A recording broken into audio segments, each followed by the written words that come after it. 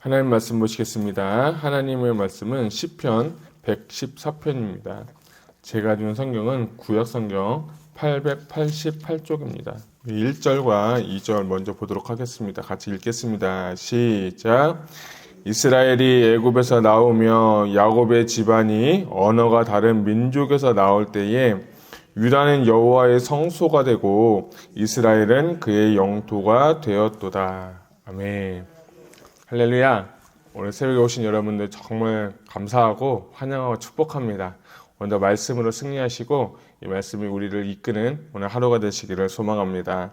오늘 설교 제목을 여호와 앞에 떨지어다 라는 제목 가지고 말씀을 나눌 텐데요. 단락을 두 개 단락으로 나눴습니다. 1절부터 2절은 출애굽의 회상, 3절부터 8절은 자연 만물의 응답, 이렇게 제가 말씀을 단락을 나누고 제목을 붙여보았습니다. 오늘 크게 이 114편을 보게 되면 세 가지 큰 사건들이 나옵니다. 첫 번째는 3절과 5절은 홍해를 가르신 사건이 있고 4절 그리고 6절과 7절은 시내산의 여호와의 강림의 사건이 기록되어 있고 그리고 8절에는 광야에서 기적을 기록한 내용이 있습니다. 보면서 이 114편을 보게 되면 이스라엘 백성들이 출애굽을 하고 광야 생활에 하나님께서 어떻게 역사하셨는지에 대해서 찬양하는 시가 바로 114편이 될 것 같습니다. 저는 이제 성경을 보면서 그런 생각이 많이 들었어요.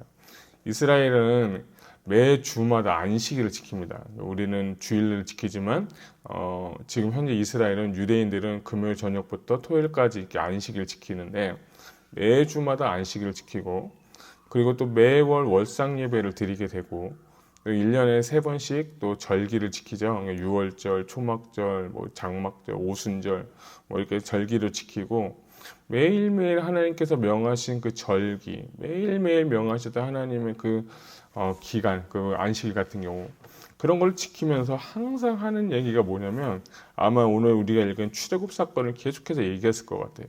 그러니까 이스라엘 백성들 진짜 유대인들은 12살이 될 때까지 남자는 모세 오경을 다 외우거든요. 그리고 나서 이제 우리 표현으로 헌화식 같은 거, 이 어린이 이제 성인식이 되는데 그 축복해 주는데 정통 유대인들은 모세 오경을 다 외웁니다. 그런데 제가 좀 생각을 해보면 맨날 똑같은 얘기하고 매일 똑같은 얘기하고 또 구원 얘기하고 이스라엘 얘기하고 출애굽 얘기하고 그런 얘기하면서 저 같은 사람은 그 얘기 또 하냐. 그 얘기 또 하냐. 아는 얘기 또 하냐. 그럴 것 같아요. 근데 저는 114편 보면서도 그런 생각이 드는 거예요. 왜 하나님께서는 계속해서 반복해서 출애굽 사건을 계속해서 이야기하고 있을까? 여러분 성경을 잘 보세요. 성경 보면 대부분 이 출애굽 사건에 대해서 이야기를 계속하거든요. 하나님께서 우리를 구원하셨다. 유월절 사건 지키면서 여호와께서 우리를 구원하셨다. 이런 이야기를 계속 반복해서 하고 있단 말이에요. 있는데 어떻게 보면 저는 듣던 얘기 또 들으니까 재미도 없고 다른 얘기 좀 해줄 거 없어. 다른 얘기 해줄 거 없어. 이렇게 얘기할 텐데 가만히 이렇게 보게 되니까 신앙생활은요, 여러분 반복이 답인 것 같아요. 그 반복뿐만 아니라 훈련해야 돼요.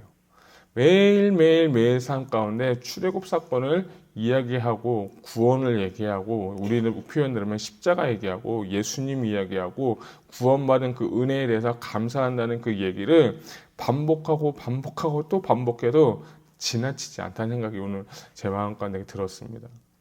왜냐하면 출애굽 사건을 경험한 이스라엘 백성들 출애굽기 15장에 보면 막 춤추고 경배하고 막 미리암이 나와서 뛰놀면서 막 찬양하고 막 구원을 막 찬양했는데 얼마 안 가서 모세가 두 번째 이제 십계명을 받으러 갔을 때 이스라엘 백성들이 한 게 뭐냐면 금송아지 세운 다음에 하나님께 범죄했어요. 그걸 보면서도 출애굽을 실제로 경험한 사람들, 구원을 실제로 경험한 사람들도 우상지어서 하나님의 말씀을 저버리는데 우리는 구원받았다고 하고 출애굽의 사건을 경험했음에도 불구하고 그걸 보지 못했지만 우리도 어떻게 보면 이들처럼 죄짓고 범죄하고 구원을 잃어버릴 수도 있겠구나. 심지어는 하나님의 마음을 잃어버리고 하나님의 마음을 정말 감사와 감격에 사라지면서 살아가는 그 모습이 어쩌면 우리의 모습이 아닐까 싶습니다. 여러분, 저는 여러분들이 구원에 대한 은혜, 구원에 대한 감사, 구원에 대한 그 감격이 되살아나는 오늘 하루가 되시기를 소망합니다. 정말 이거는 강조해도 지나치지 않을 것 같아요. 이스라엘 백성들이 계속해서 구원 얘기, 계속해서 출애굽 사건 얘기한 것은 너희 잊지 말라는 거예요. 너희를 구원하신 그 하나님, 이스라엘 백성들을 종살이 했던 너희를 구원해서 하나님의 자녀 삼아 주신 것에 대해서 잊지 말고 하나님 정말 기억하라는 거예요. 여러분, 오늘 딱 하루만이라도 좋습니다. 구원하신 그 하나님을 기억하시기 바랍니다. 이 구원에 대한 은혜, 구원에 대한 감사, 구원에 대한 그 감격을 잃어버리면 신앙생활이 무미건조해요. 그리고 습관적으로 하게 돼요. 그리고 형식적으로 하게 돼요. 그냥 예전에 드렸던 예배, 예전에 드렸던 헌신, 예전에 드렸던 기도, 그냥 그 헌신적이고 습관적이고 수동적으로 드리면 여러분 그건 종교인이 되어가는 과정이에요. 저는 여러분들이 종교인이 아니라 신앙생활하는 신앙인이 됐으면 좋겠습니다.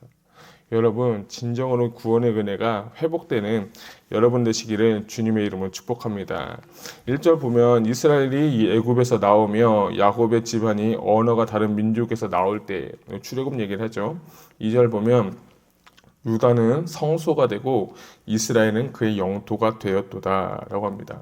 이 114편의 좀 특징 중에 하나는 보니까 대꾸법이 나와요. 1절과 이 전반부와 후반부가 약간 대꾸처럼 나오는데 거의 비슷한 거예요. 여호와의 성소가 되고 유다는 여호와의 성소, 그리고 이스라엘은 그의 영토 하면서 거의 비슷한 내용들이 반복해서 나오고 있는 것을 보는데 저는 2절에 보게 되면 성소라는 단어가 참 은혜가 됐어요. 아까 말씀드린 것처럼 이스라엘 백성들을 출애굽을 하신 후에 이스라엘 백성들에게 가장 먼저 알려주신 건 뭐냐면 법을 주시고 그리고 출애굽기 25장부터는 성막, 성소를 짓는데 왜 하나님께서 성소를 짓고 왜 하나님께서 성막을 지으라고 했을까요? 그것은 뭐냐면 하나님이 그곳에 거하시기 위해서 또 어떤 성경 표현에 보면 내 이름을 그곳에 두기 위해서 하나님께서 성소를 지으라고 말씀하셨어요. 하나님 당신이 우리와 함께 거하시기 위해서 이 성전과 성막을 짓고 성소에 주님께서 거하시겠다고 주님이 말씀하신 거예요. 이건 이제 신약적으로 보게 되면 너희는 하나님의 성전인 것과 라는 말씀이 있죠. 고린도전서에 보면. 그리고 나서 성령이 너희 안에 거하시는 것을 알지 못하느냐라고 하면서 우리는 다 성령을 받고 거듭난 자는 다 하나님의 교회예요. 하나님의 성소예요. 그러니까 여러분이 자체가 우리 모두가 다 교회인 거예요. 왜? 하나님의 영, 성령님이 내 안에 거하시는 자는 그때부터 하나님께서 그 마음 가운데 보좌를 세우시고 그 보좌에 앉으시고 그 우리를 다스리시기 때문에 우리는 성령을 받는 성전이에요. 그런 사람들을 뭐라고 표현하면 성도라고 하는 겁니다. 진정한 성도는 성령을 받고 거듭나고 주님이 내 안에 거하시는 자가 성도인 거예요. 그냥 교회 다니는 게 아니라 예배 생활 그냥 하는 게 아니라 진짜 주님이 거하시는 사람이 누구냐면 성도가 되는 것입니다. 여러분 성도가 되시기를 소망합니다. 그래서 주님께서는 여호와께 성소가 되고 이스라엘은 그의 영토가 되었다면서 하나님 자신이 이스라엘 백성들과 우리와 함께 하시기 위해서 성소를 짓고 그 이름을 당신의 이름을 넣고 우리와 함께 하시기 위해서 우리와 교제하기 위해서 우리와 정말 만나기 위해서 성전, 성소를 주셨다는 거예요. 성소는 어떤 곳입니까? 성전은 어떤 곳입니까? 하나님이 거하시는 곳이에요. 하나님이 함께 하시는 곳이에요. 그 앞에서 그 누구도 그 무엇도 다 내세울 게 없는 거예요. 이 말씀 준비하면서 우리의 예배를 한번 생각해 봤어요. 우리가 드려지는 예배, 우리가 오늘 새벽에 드리는 예배, 이 예배에 정말 사모하는 건 뭐냐면 하나님의 임재, 하나님의 영광, 하나님이 거하시는 이 예배가 이 장소가 되었으면 좋겠습니다. 정말 그럴 때 하나님을 만나면 정말 하나님을 정말 만나고 경험하면 치유와 회복은 물론이거니와 여러분의 삶 가운데 놀라운 돌파와 확장이 있을 줄 저는 믿습니다. 그런데 그 하나님이 이스라엘 백성들을 당신의 주권에 의해서 선택하셨다는 거예요.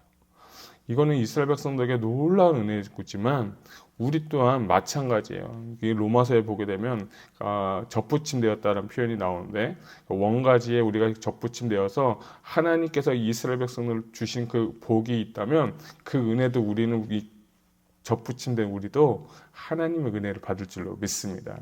여러분 그 은혜에 감사하는 저 여러분 되시기를 주님의 이름으로 축복합니다. 3절 보면 바다가 보고 도망하며 요단은 물러갔다라고 하는데 여기서 바다는 홍해 바다를 이야기하고 요단 또한 요단강을 건넌 것을 의미하는 것을 볼 수 있습니다. 특별히 이제 홍해와 전 요단강을 이렇게 표현하고 싶습니다. 홍해는 세상에 있는 사람들이 십자가를 경험함으로 하나님의 자녀가 되었고 또 훈련받는 과정이다라고 한다면, 요단강은 이제 광야 생활을 마치고 요단을 지나감으로 십자가의 죽음을 경험함으로 나아가는 과정을 바로 요단강의 그 사건을 기록하고 있는 것이라 볼 수 있습니다. 여러분, 우리가 그런 말씀 많이 해요. 요단강 건너면 이제 천국에 간다. 요단강 건너가면 이제 안식에 이른다라고 하는데, 성경을 잘 보니까 요단강 건넌다 하면 그 사람들이 바로 안식에 거한 게 아니라 이스라엘 백성들이 가나안 땅에 가서 7 족속을 몰아냈어요. 그 전쟁을 했어요. 그러니까 요단강은 지나면 바로 안식이 아니라 다시 또 훈련된 자들이 요단강을 지남으로 인해서 다시 영적 전쟁을 하는 거예요. 홍해 사건은 구원 사건과 굉장히 밀접한 관계가 있습니다. 내가 구원받고 은혜 받아서 하나님의 자녀가 되어서 이제 광야에 가서 이제 38년 동안 훈련받은 다음에 이제 그 요단을 건너면서 훈련받은 자들이 이제 요단을 건너서 마지막으로 영적 전쟁에서 승리한 후에 가나안 땅을 정복하게 되어 있는 거예요. 이스라엘 백성들에게 하나님은 그걸 가르쳐 주고 계신 거예요. 너희가 구원의 은혜도 받았지만, 이제 예수의 보혈로 구원받았지만 이제 십자가에서 완벽하게 너희는 죽고 나는 죽고 예수로 사는 삶을 통해서 이제 우리가 받는 땅을 정복하고 다스리라. 이 말씀의 실천이 이스라엘 백성을 통해서 이루어지게 되는 것입니다. 저는 그래서 아까 말씀드린 것처럼 어떻게 보면 우리의 인생은 훈련이에요. 어떻게 보면 우리의 인생은 계속해서 훈련이에요. 어떤 사람은 질병의 훈련이 될 수 있고요. 어떤 사람은 고난의 훈련이 될 수 있고요. 어떤 사람은 자녀의 훈련이 될 수 있는 거예요. 이 훈련을 통해서 하나님께서 빚어가시는데, 그 뭐냐면 너희가 이제 마침내 이 요단강을 지나서 가나안 땅에서 적각불이 흐르는 땅에서 먹고 마시고 쉬기 위해서는, 영적 전쟁에서 승리해서 그것을 취하기 위해서는 하나님은 우리를 지금 훈련하고 계신다는 거예요. 그것은 기도 훈련이 될 수 있고요. 예배 훈련이 될 수 있고요. 헌금 생활도 될 수 있고요. 봉사 생활도 될 수 있는 겁니다. 그 외에 그 모든 상황도 하나님께서 허락해 주신 모든 것들이 나를 훈련하고 연단시켜서 나를 하나님의 사람으로, 내가 주님을 알아가는 사람으로 연단시키신 후에 그때 주님께서 우리에게 가나안의 그 축복을 우리에게 허락하실 줄 저는 믿습니다. 여러분, 저는 우리 오늘 이 시간이 그런 은혜를 정말 사모하고 내가 연단받는 이 시간 가운데 요단을 건너면서 가나안 땅을 정복할 수 있는 넉넉한 믿음이 우리 안에 부어지기를 소망합니다. 우리의 힘으로 할 수 없어요. 우리의 생각으로, 지식으로, 능력으로 할 수 없어요. 그러나 성령님이 하시면 우리는 능히 이길 줄로 믿습니다. 우리 좋아하는 말씀 다 아시잖아요. 빌립보서 4장 13절. 내게 능력 주신 자 안에서 내가 뭐 할 수 있다? 다 할 수 있다고 했어요. 이 말씀 신뢰하십니까? 여러분, 우리는 다 할 수 있어요. 내 힘으로 하는 거 하나도 없습니다. 그렇지만 하나님이 하시면 능히 그 땅을 구원하고 능히 그 땅을 정복할 줄로 믿습니다. 자, 우리 7절은 같이 한번 읽도록 하겠습니다. 시작. 온 땅이여, 죄송합니다. 시작. 땅이여, 너는 주 앞에 야곱의 하나님 앞에서 떨지어다. 아멘. 자, 이 말씀은 출애굽하고 광야 생활을 한 성도들에게 이스라엘 백성들이 하나님의 강림 사건에 대해서 기록하고 있는 것을 볼 수가 있어요. 저는 특별히 하나님 앞에서 떨지어다라는 단어가 참 제 마음가운데 다가왔습니다. 너무 은혜가 됐어요. 하나님 앞에 떤다는 거 볼까? 여러분, 하나님 앞에 떨어본 적 있으신가요? 대부분 다 있으실 거예요. 하나님의 그 강림하시고 하나님께서 그 임재하실 때 이스라엘 백성들이 막 떨면서 하나님 앞에 경배하고 엎드렸어요. 출애굽을 보게 되면 출애굽들 이스라엘 백성들이 모세가 이제 19장이죠. 19장에 이제 말씀 받으러 이제 시내산을 갔는데 그때 막 하늘에서 막 구름 같은 게 있으니까 백성들이 놀라가지고 확 엎드렸다고 했어요. 또 그리고 레위기에 보게 되면 이스라엘 백성들이 8장에 보게 되면 하나님께서 그 첫 번째 제사를 드릴 때 하나님께서 강림하시니까 이스라엘 백성 그 진영에 있는 사람을 다 엎드려서 경배했다고 말씀했어요. 또 솔로몬 시대도 보게 되니까 솔로몬에도 1,000번째 드린 다음에 여호와의 영광이 가득함으로 그들이 주님 앞에 경배했다고 했어요. 신약 시대에는 오순절 마가의 다락방에 성령님이 임하시니까 막 방언하고 능력이 나타나는 것이 그 당시에 역사가 일어난 거예요. 저는 이 말씀 보면서 이들의 대부분의 특징이 뭐냐면 주님 앞에 떨면서 엎드린 거예요. 이 상태가 바로 바라크, 이 상태가 바로 경배하는 상태인 거예요. 앉아서 그냥 꼿꼿하게 얼굴 보는 게 아니라 주님을 쳐다볼 수도 없을 만큼의 그 경외함과 그 하나님을 두려워하는 마음 가운데 엎드려서 경배하고 경외하는 그 상태가 바로 하나님의 임재, 하나님의 강림 사건이 있다는 거예요. 우리 이 시간 가운데 정말 하나님 강림하시면, 주님이 임하시면 우리는 어떤 모습으로 예배를 드릴까요? 어떻게 우리가 예배를 드릴까요? 하나님 앞에 그 임재 앞에 갈 때 정말 두려워하며 떨면서 벌벌 떨면서 엎드려서 하나님 얼굴도 듣지 못하고 예배하는 그 모습, 그게 진정한 예배가 아닐까, 저는 그런 생각이 들었습니다. 저는 오늘 이 시간에 정말 기도하는 것은 하나님이 강림하시길 원합니다. 주님이 영광이 이곳 가운데 임하기를 원합니다. 그래서 우리가 하나님을 경험하고 하나님을 만나고 하나님의 살아계심을 정말 우리가 만나면서 그런 삶을 살아갈 때 우리 안에 정말 회복이 있고 소망이 있는 줄 저는 믿습니다. 오늘 이 114편을 통해서 이스라엘 백성들에게 그렇게 강조하는 건 뭐냐면, 출애굽하신 그 하나님의 능력도 이야기하지만 너희가 예배하고 너희가 하나님 전에 올 때 그 임재 앞에서 두려워하며 떠는 그 모습을 이야기하면서 하나님 앞에 겸손된 모습을 나오라는 어쩌면 촉구도 있는 거라 저는 생각합니다. 여러분, 하나님 앞에 나아가십시오. 하나님을 찾으십시오. 그 은혜 가운데 엎드려서 임재와 하나님의 그 능력을 경험하고 하는 오늘 이 아침이 되기를 주님의 이름으로 소망합니다. 그러므로 말미암아 하나님이 여러분을 일으켜 세우실 것이고 하나님이 여러분의 기도 들어주시고 하나님이 역사하실 줄 저는 믿습니다. 하나님은 전능하신 하나님입니다. 그에게는 불가능은 없습니다. 그는 모든 것이 다 가능합니다. 그러나 하나님이 오늘 우리에게 역사하실 줄로 저는 믿습니다. 그래서 하나님 앞에서 떨고 그 결과 뭡니까? 8절 마지막을 보면 그가 반석을 쳐서 못물이 되게 하시며 차돌로 샘물이 되게 하셨도다. 광야에 가올 때 가장 필요한 건 뭡니까? 먹고 마시는 거 아닙니까? 그 중에서 가장 물이에요. 이스라엘 백성에 물이 없다고 하니까 모세를 시켜가지고 반석을 치니까 물이 나오지 않았습니까? 여러분, 갈증난 인생 가운데, 우리의 정말 삶 가운데 하나님 예수 그리스도가 내 인생 가운데 주인 되시고 예수 그리스도를 만남으로 말미암아 여러분의 그 갈급함, 갈증이 해결되는 귀한 이 예배가 되기를 주님의 이름으로 축복합니다. 여러분, 저는 어떤 예배를 드리더라도 지금 이 시간이라도 하나님 말씀 붙잡고 한번 기도합시다. 하나님, 나 하나님 만나주세요. 하나님 이곳에 임재해 주셔서 내 갈증나는 내 인생 가운데, 하나님 광야 같은 내 인생 가운데 주님 오늘 나에게 샘물 먹게 해주세요. 그냥 물도 아니고 샘물이잖아요. 여러분, 마라라는 거는 쓰다는 얘기예요. 마라는 쓰다는 그 물인데 막대기 하나 꺾어가지고 넣었을 때 그 물이 뭐예요? 근데 단물이 됐다고 주님 출애굽에 기록되어 있잖아요. 예수 그리스도가 내 인생 가운데 오면, 주님의 임재가 내 안에 오면 쓴물 나는 내 인생이 단물 나는 인생으로 변화할 줄로 믿습니다. 그것이 바로 예배인 것이고 그것이 하나님의 임재인 것이고 그것이 구원의 역사인 것입니다. 오늘도 승리하는 귀한 하루 되시기를 주님의 이름으로 축복합니다. 기도하겠습니다.